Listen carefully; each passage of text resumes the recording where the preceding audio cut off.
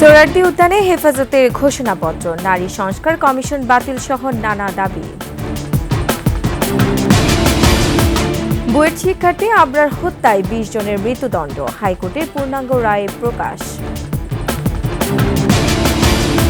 এবং ঐক্যমত কমিশন কারো প্রতিপক্ষ নয় বললেন ডক্টর আলী রিয়াজ।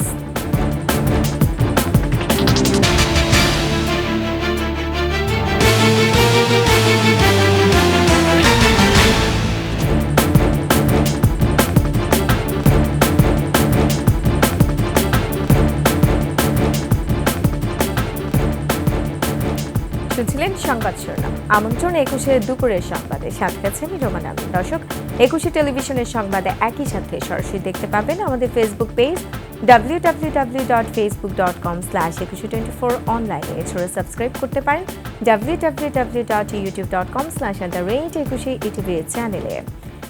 এছাড়া সংবাদে আরও থাকছে,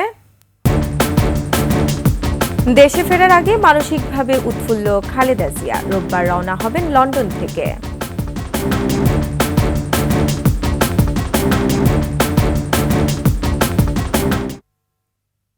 নারী বিষয়ক সংস্কার কমিশন বাতিল সহ ৪ দফা দাবিতে ঘোষণাপত্র দিয়েছে হেফাজতে ইসলাম বাংলাদেশ।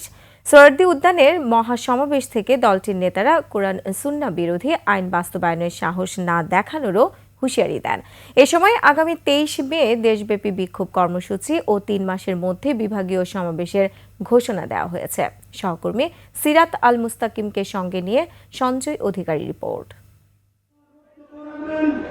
হেফাজতে ইসলামের মহাসমাবেশে শনিবার সকাল থেকেই লোকে লোকারণ্য হয়ে পড়ে সোহরাওয়ার্দী উদ্যান। পরে হেফাজতের আমির আল্লামা শাহ মুহিবুল্লাহ বাবুনগরীর সভাপতিত্বে শুরু হয় মহাসমাবেশ। এ সময় নেতারা বলেন, ৯০% মুসলমানের দেশে কোরআন সুন্নাহ বিরোধী কোনো নীতি বাস্তবায়ন করা যাবে না। অবিলম্বে প্রতিবেদন সহ নারী বিষয়ক সংস্কার কমিশন বাতিল ঘোষণার দাবি জানান তারা।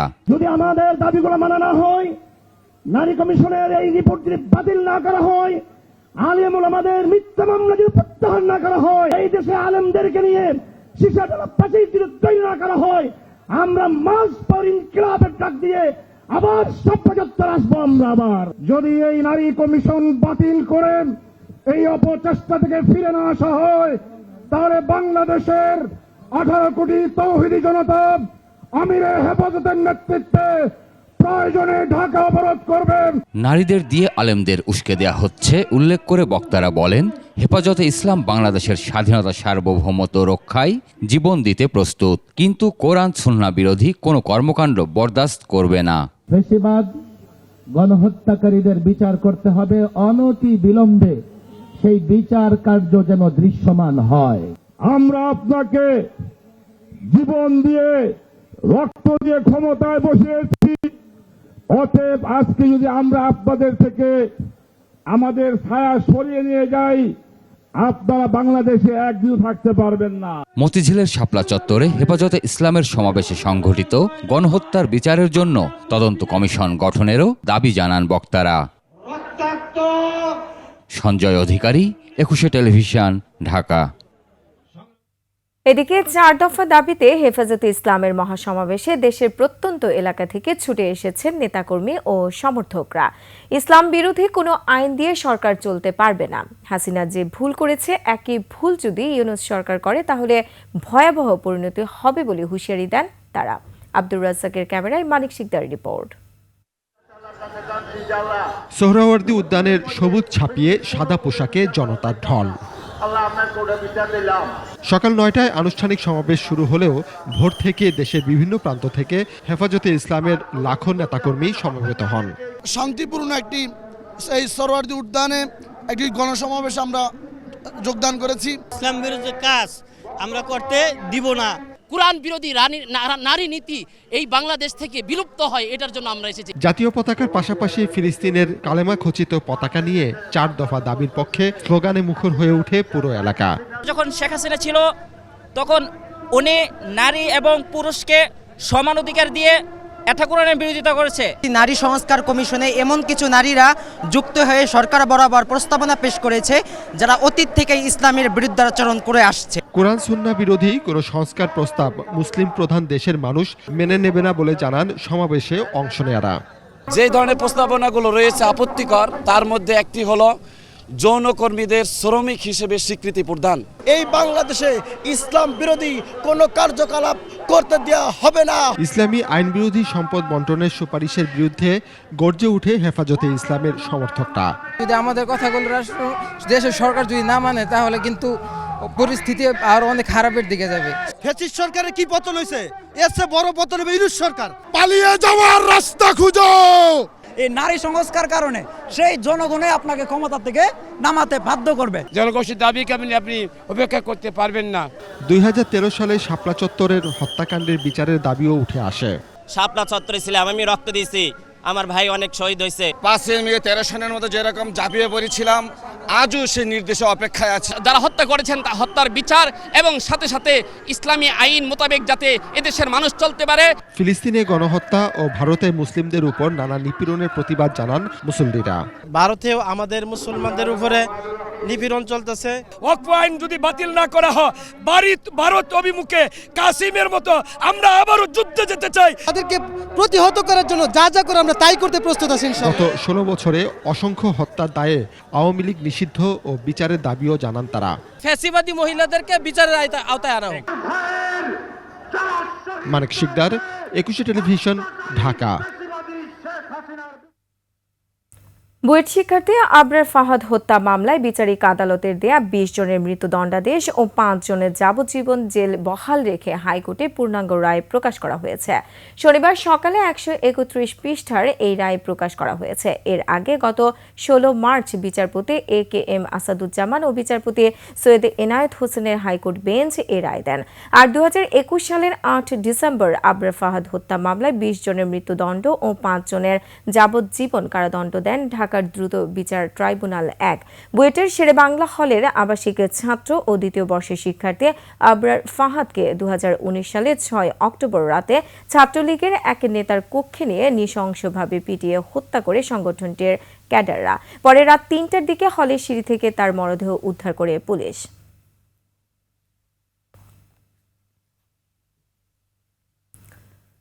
মতপার্থক্য থাকলেও জাতীয় স্বার্থে গণতান্ত্রিক রাষ্ট্র পুনর্গঠনে সবাইকে একমত হওয়ার আহ্বান জানিয়েছেন জাতীয় ঐক্যমত কমিশনের সহসভাপতি অধ্যাপক আলী রিয়াজ। জাতীয় সংসদ ভবনের এলটি হলে জাতীয়তাবাদী সমমনা জোটের সাথে বৈঠকের সূচনা বক্তব্যে তিনি বলেন, ঐক্যমত কমিশন কারো প্রতিপক্ষ নয়। অধ্যাপক আলী রিয়াজ বলেন, 6 মাসের মধ্যে জাতীয় সনদ তৈরি করা কমিশনের লক্ষ্য। আর অন্তর্বর্তী সরকার যাতে মানুষের ভোটাধিকার প্রতিষ্ঠিত করে সে আহ্বান জানিয়েছে জাতীয়তাবাদী সমমনা জোট।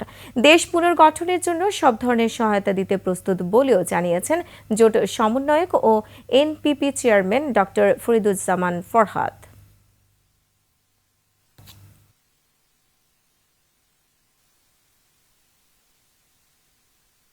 আমরা সকলে মিলে একটি গণতান্ত্রিক রাষ্ট্র পুনর্গঠনের জন্য, একটি গণতান্ত্রিক রাষ্ট্র বিনির্মাণের জন্য সকলে এখানে সমবেত হয়েছি। আমরা চেষ্টা চালিয়ে যাচ্ছি এবং সেই চেষ্টায় আপনারা গণতান্ত্রিক আন্দোলনে অংশগ্রহণকারী হিসেবে ভূমিকা রেখেছেন। আমরা আশা করি যে সেই ভূমিকা আপনাদের অব্যাহত থাকবে। শারীরিকভাবে সম্পূর্ণ সুস্থ আছেন বিএনপি চেয়ারপারসন বেগম খালেদা জিয়া। দেশে ফেরার আগে উৎফুল্ল মানসিকভাবেও। 21 টেলিভিশনকে দেয়া সাক্ষাৎকারে বিষয়টি নিশ্চিত করেছেন বেগম জিয়ার একান্ত সচিব এবং লন্ডনে অবস্থানরত তার চিকিৎসক। তারা জানান, সাবেক 3 বারের প্রধানমন্ত্রী নিরাপত্তায় এরই মধ্যে বেশ আন্তরিকতা দেখাচ্ছে সরকার। মাহিলা ইসলামের রিপোর্ট। 4 মাসের চিকিৎসা শেষে এখন লন্ডন থেকে দেশে ফেরার অপেক্ষায় আছেন বিএনপি চেয়ারপারসন বেগম খালেদা জিয়া। সবকিছু ঠিকঠাক থাকলে লন্ডন সময় রবিবার 2 পুত্রবধূ নিয়ে দেশের উদ্দেশ্যে রওনা হওয়ার কথা বেগম জিয়ার। বাংলাদেশ বিমানের নিয়মিত ফ্লাইটটি সোমবার সকালে ঢাকার শাহজালাল আন্তর্জাতিক বিমানবন্দরে অবতরণ করবেন তিনি। 4 তারিখে উনি বাংলাদেশ বিমানে রওনা দেবেন এবং 5 তারিখ সকালে 9টায় এখানে ল্যান্ডিং। লন্ডন ক্লিনিকে 17 দিনের চিকিৎসা শেষে গত 25 জানুয়ারি বড় সন্তান ও বিএনপির ভারপ্রাপ্ত চেয়ারম্যান তারেক রহমানের বাসায় ফেরেন বেগম খালেদা জিয়া। সেখানেই প্রায় 3.5 মাস চিকিৎসকের তত্ত্বাবধানে ছিলেন তিনি। এরপর শারীরিকভাবে বেশ সুস্থ বোধ করায় দেশে ফেরার দিনক্ষণ চূড়ান্ত করা হয়। লন্ডন থেকেই বিষয়টি নিশ্চিত করেন বেগম জিয়ার ব্যক্তিগত চিকিৎসক। ওনার অবস্থা স্থিতিশীল অবস্থায় আছে। বিমানের মধ্যে অসুস্থ মানুষের জন্য যেটুকু কাস্টমাইজ করা দরকার ওটুকু বাংলাদেশ বিমান করে দিয়েছে। দেশে ফেরার আগেই বেগম জিয়ার নিরাপত্তা ব্যবস্থা নিয়ে সরকারের আন্তরিকতার কথা জানান তার একান্ত সচিব।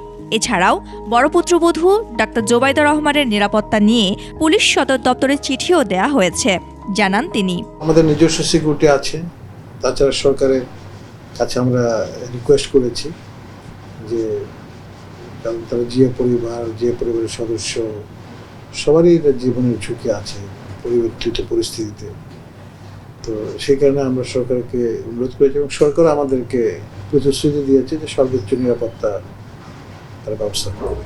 খালেদা জিয়াকে দেশে নিয়ে আসতে শুক্রবার আরও 2 জন চিকিৎসক ঢাকা থেকে লন্ডন রওনা দিয়েছেন। এদিকে তাকে বরণ করতে প্রস্তুতি নিচ্ছেন বিএনপির নেতাকর্মীরা। মাহিলা ইসলাম, 21 টেলিভিশন, ঢাকা। লন্ডনে বিএনপি চেয়ারপারসন বেগম খালেদা জিয়াকে বিদায় দিতে বিমানবন্দরে যাবেন হাজার হাজার প্রবাসী নেতাকর্মী।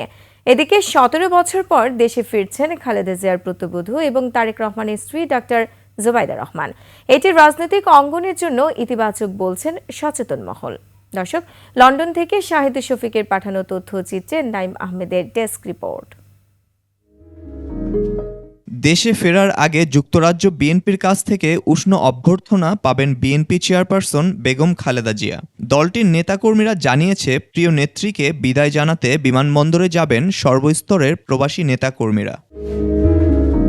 লন্ডনের নেত্রীকে কাছে পেয়ে এতদিন প্রবাসী বিএনপি নেতাকর্মীরা আনন্দ ও উৎসব মুখর ছিল বলে জানিয়েছেন যুক্তরাজ্য বিএনপির সভাপতি ও চেয়ারপারসনের উপদেষ্টা MA মালেক। যুক্তরাজ্য বিএনপি আজকে সিদ্ধান্ত আমরা নিয়েছি যে উনাকে আমরা এয়ারপোর্টে যাব, সেখানে হাজার হাজার নেতাকর্মী যাবে এবং সেখানে শৃঙ্খলাভাবে সবাই দাঁড়িয়ে থাকবে। নেত্রী 2 দিকে আমরা দাঁড়াবো। রবিবার বাংলাদেশের উদ্দেশ্যে রওনা দেবেন খালেদা জিয়া। তার সাথে 17 বছর পর দেশে আসছেন তারেক রহমানের স্ত্রী ডাক্তার জুবাইদা রহমান ও সৈয়দা শর্মিলা রহমান। স্বামী তারেক রহমানের সঙ্গে 2008 সালে লন্ডনের উদ্দেশ্যে বাংলাদেশ ছাড়ার পর এই প্রথম দেশে ফিরছেন তিনি। জুবাইদা রহমানের দেশে ফেরাকে রাজনৈতিক অঙ্গনে নতুন পরিবর্তনের আশা প্রকাশ করেছেন অনেকেই। তাকে নিয়ে কোটি কোটি মানুষের আগ্রহ আছে। এখন পর্যন্ত খোলাসা হয় না উনি রাজনীতিতে সংযুক্ত বা জড়িত হবেন কিনা। আমি তো মনে করি তার মতো মেধাবী ব্যক্তিত্ব যদি রাজনীতিতে আসেন তাহলে এটা বাংলাদেশের জন্য ইতিবাচক দিক। বিএনপির চেয়ারপারসনের উপদেষ্টা ও যুক্তরাজ্য বিএনপির সভাপতি MA মালেক বলেন, বেগম খালেদা জিয়া আগামী নির্বাচনে বড় ভূমিকা রাখবেন। আল্লাহ তাআলার কাছে আমরা কামনা করছি যে উনি আগামী নির্বাচনেও দেশের জন্য একটা বৃহত্তর ভূমিকা পালন করতে পারে। তার দেশে ফেরার মধ্য দিয়ে বিএনপির রাজনীতিতে নতুন আশার সঞ্চার করবে। নাইম আহমেদ, 21 টেলিভিশন। পতিত সরকারের আমলে অন্ধকার দিনগুলোতে দুর্নীতি, মানবাধিকার লঙ্ঘন এবং রাষ্ট্রের আর্থসামাজিক ব্যর্থতার বিরুদ্ধে সাংবাদিকরা সত্যের সন্ধানে অবিচল থেকেছেন বলে মন্তব্য করেছেন বিএনপির ভারপ্রাপ্ত চেয়ারম্যান তারেক রহমান। বিশ্ব মুক্ত গণমাধ্যম দিবস উপলক্ষে ভেরিফাইড ফেসবুকে তিনি বলেন, সাংবাদিকরা গণতন্ত্রের একটি গুরুত্বপূর্ণ স্তম্ভ হিসেবে কাজ করেন। তাদের কাজকে অবশ্যই সুরক্ষিত এবং গ্রহণ করতে হবে। তাদের উপর আক্রমণ বা সেন্সর করা উচিত নয়। ক্ষমতাচ্যুত আওয়ামী সরকারের দীর্ঘ শাসনামলকে ইঙ্গিত করে স্ট্যাটাসে তারেক রহমান লেখেন, বাংলাদেশে ক্ষমতাচ্যুত কর্তৃত্ববাদী শাসন ব্যবস্থার এজেন্ডা বাস্তবায়নে দমন পীড়নে সংবাদপত্রের স্বাধীনতার পদ্ধতিগত ক্ষয় লক্ষ্য করা গেছে। তবে সাহসী সাংবাদিকরা সত্যের সন্ধানে অবিচল থেকেছেন, লড়াই করেছেন গণতান্ত্রিক বাংলাদেশের জন্য এবং মত প্রকাশের মৌলিক মূল্যবোধকে সমুন্নত রেখেছেন। ভারতের বিতর্কিত সাংবাদিক ও উপস্থাপক ময়ূখ রঞ্জন ঘোষকে গ্রেফতারের দাবিতে কলকাতায় রিপাবলিকা বাংলা টিভির সামনে বিক্ষোভ হয়েছে। বাংলাদেশ থাকবে না বলে অপপ্রচার চালানো ময়ূখ রঞ্জনের বিরুদ্ধে মিথ্যা ও উদ্দেশ্য প্রণোদিত সংবাদ প্রচারের অভিযোগে এই বিক্ষোভ করেছেন কলকাতার সাধারণ মানুষ ও ব্যবসায়ীরা। তারা অভিযোগ করেছেন, চ্যানেলটির সাংবাদিক ময়ূখ দীর্ঘদিন ধরে সংবাদ উপস্থাপনার নামে সাম্প্রদায়িক উস্কানি ও গুজব ছড়িয়ে বাংলাদেশ ভারতের মধ্যে ধর্মীয় সম্প্রীতি নষ্টের চেষ্টা করছেন। রাজশাহীর মধ্যবিত্ত এক পরিবারের সন্তান শাহরিয়ার আলম। রাজনীতির মাঠে নামার আগে ছিল খুব সাধারণ জীবনযাপন, অথচ আওয়ামী লীগের রাজনীতিতে যুক্ত হয়ে পদ পদবি, সংসদ সদস্য আর মন্ত্রিত্ব পাওয়ার পর হয়ে ওঠেন অতি অসাধারণ। নিজের ও পরিবারের নামে গড়ে তোলেন হাজার হাজার কোটি টাকার সম্পদ। জালিয়াতির মাধ্যমে দখল করেন অন্যের সম্পত্তি। হাসান আল মুবিনের ক্যামেরায় রাজশাহী বিভাগীয় প্রতিনিধি বদরুল হাসান লিটনের তথ্যে ডেস্ক রিপোর্ট। ঢাকা থেকে গ্রামের বাড়ি রাজশাহীতে যাওয়া অথবা যে কোনো আনন্দ উদযাপন, সবখানেই এমন রাজকীয় মোটরসাইকেল শোভাযাত্রায় নিয়ে যাওয়া হতো শাহরিয়ার আলমকে। তাকে নিয়ে যে পথে এমন হাজার হাজার মোটরসাইকেলের শোভাযাত্রা থাকতো, সে পথে বন্ধ হয়ে যেত অন্যান্য যান চলাচল, আর তার বিশাল বাড়ি সবসময় থাকত দলীয় নেতাকর্মীদের পদচারণায় মুখর। 5 আগস্টের পরের বাস্তবতায় সেই বাড়িতে এখন পোকামাকড়ের বসবাস। অনিয়ম আর দুর্নীতির নীরব সাক্ষী হয়ে দাঁড়িয়ে আছে বাড়িটি। ভাঙচুর করেছে, মানে কালি রুমে কেমন নাই, ভূতের অবস্থা। একটা কেয়ারটেকার ছিল, সেও জানেন ভাই পালায় চলে গেছে। এখন পোকামাকড়ে বাস করতেছে, মানুষ তার বাস করতে পারতেছে না। রেলের একজন সাধারণ কর্মচারীর সন্তান শাহরিয়ার আলম ঢাকায় এসে বন্ধুদের সাথে মিলে শুরু করেন গার্মেন্টস ব্যবসা। পরে যোগ দেন রাজনীতিতে। 2008 সালে রাজশাহী 6 আসন থেকে হয়ে যান সংসদ সদস্য। আওয়ামী লীগ সরকারের টানা 4 মেয়াদেই এমপি ও 2 বার ছিলেন পররাষ্ট্র প্রতিমন্ত্রী। এতেই ফুলে ফেঁপে ওঠে তার সম্পদ। অর্থ সম্পদের নেশায় পড়ে শুরু করেন জালিয়াতি। অনিয়ম, দুর্নীতি, এই নদী কাটা সর্দি দুর্নীতি, তারপর জমি জমা বহুত কিনেছে। এটা চাঁদাবাজির থেকে শুরু করে জমি জাতি দখল সবকিছুই তার নিয়ন্ত্রণে ছিল। গোদাবাড়ির বসন্তপুরে 52 বিঘা জমির উপর গড়ে তোলা নর্থ বেঙ্গল অ্যাগ্রো ফার্মসটি শাহরিয়ার আলমের। তবে এর 40 বিঘা জমি নিয়েছেন জালিয়াতি করে, বাকি 12 বিঘা আদিবাসীদের উচ্ছেদ করে নেয়া খাস জমি। স্টার্টের সময় আমি বাধা দিলাম, বাধা দেওয়ার পরে বলছে আমার আইনত জটিলতা আছে, যার জন্য আমি এই পন্থা অবলম্বন করছি। আমার ছেলে আপনাকে ঠকাবে না, আপনাকে টাকা দিয়ে দেবে। হ্যাঁ, এর জন্য আমার কাছে দাম হয়েছিল 11 কোটি টাকা, ব্যাংকে দেবে 6 কোটি টাকা, আমাকে দেবে 5 কোটি টাকা। আমাকে 50 লাখ টাকা দিয়ে পরে আর টাকা দেয়নি, জমি রেজিস্টার্ড করে নিছে। আদিবাসীদের জমি দখল করতে গিয়েছিল, দিয়ে ওদেরকে মারধর করা হয়েছে। দেশের বিভিন্ন জায়গায় রয়েছে শাহরিয়ার আলমের 8টি পোশাক কারখানা। রাজশাহীতে গড়ে তোলেন বেসরকারি মেডিকেল কলেজ, হাসপাতাল। এছাড়া চারঘাট, বাঘা ছাড়াও নাটোরের লালপুর, পাবনার ঈশ্বরদী, ঠাকুরগাঁও ও লালমনিরহাটে তার সম্পদ রয়েছে বলেও জানান স্থানীয়রা। Khurshid Alam, desk report, 21 television. গাজীপুরের দেউলিয়াবাড়ি এলাকায় জুট গুদামে অগ্নিকাণ্ডের ঘটনা ঘটেছে। নিয়ন্ত্রণে কাজ করছে ফায়ার সার্ভিস। সকাল 11:30টার দিকে এই আগুন লাগে। গাজীপুর ফায়ার সার্ভিসের উপসহকারী পরিচালক মোহাম্মদ মামুন জানান, জুট গুদাম থেকে এখন বসতবাড়িতে আগুন ছড়িয়ে পড়েছে। বর্তমানে ফায়ার সার্ভিসের 6টি ইউনিট কাজ করছে। আগুন লাগার কারণ বা হতাহতের কোনো খবরও এখনো জানা যায়নি। আর এরই সাথে শেষ করছি 21 দুপুরের সংবাদ। যাবার আগে সংবাদ শিরোনামগুলো আরও একবার। সোহরাওয়ার্দী উদ্যানে হেফাজতের ঘোষণাপত্র, নারী সংস্কার কমিশন বাতিল সহ নানা দাবি। বুয়েট শিক্ষার্থী আবরার হত্যায় 20 জনের মৃত্যুদণ্ড, হাইকোর্টের পূর্ণাঙ্গ রায় প্রকাশ। এবং ঐক্যমত কমিশন কারো প্রতিপক্ষ নয় বললেন ডক্টর আলী রিয়াজ।